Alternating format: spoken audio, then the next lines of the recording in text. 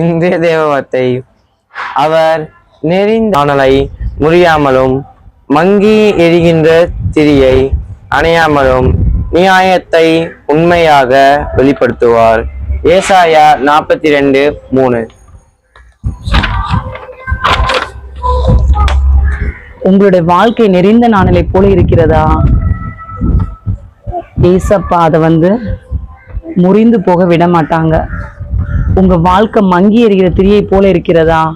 ஏசப்பா அதை அணைய விட மாட்டாங்க. தேவன் சர்வ வல்லமையுள்ளவர். அற்பமா எண்ணப்படுகிறவர்களை ஆசீர்வதிக்கிற தேவன். உங்க சூழ்நிலை தோல்வியாக இருந்தாலும் ஏசப்பா அதுல ஜெயத்தை தருகிறதுக்கு அவர் வல்லமை உள்ளவராய் இருக்கிறார். இந்த சூழ்நிலை கண்டு நீங்க பயந்துராதீங்க. இந்த சூழ்நிலை எல்லாம் சீக்கிரம் மாறிடும். ஏசப்போட பாதத்துல அமர்ந்திருந்து ஜெபிக்கும் போது ஏசப்பா இந்த வசனத்தின்படி நம்மளுடைய நியாயத்தை நிலைப்படுத்துவார்.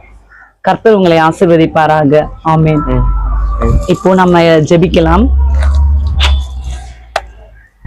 அன்புல ஏசப்பா, யாரோட வாழ்க்கைலாம் ஏசப்பா நெறிந்த நாணலை போல இருக்கிறதோ ராஜாவே, ஏசப்பா மங்கி எறிகிற திரியை போல இருக்கிறதோ ராஜாவே, எல்லா பிள்ளைகளுடைய கஷ்டங்கள் எல்லாவற்றையும் நீக்கி போடுங்கப்பா.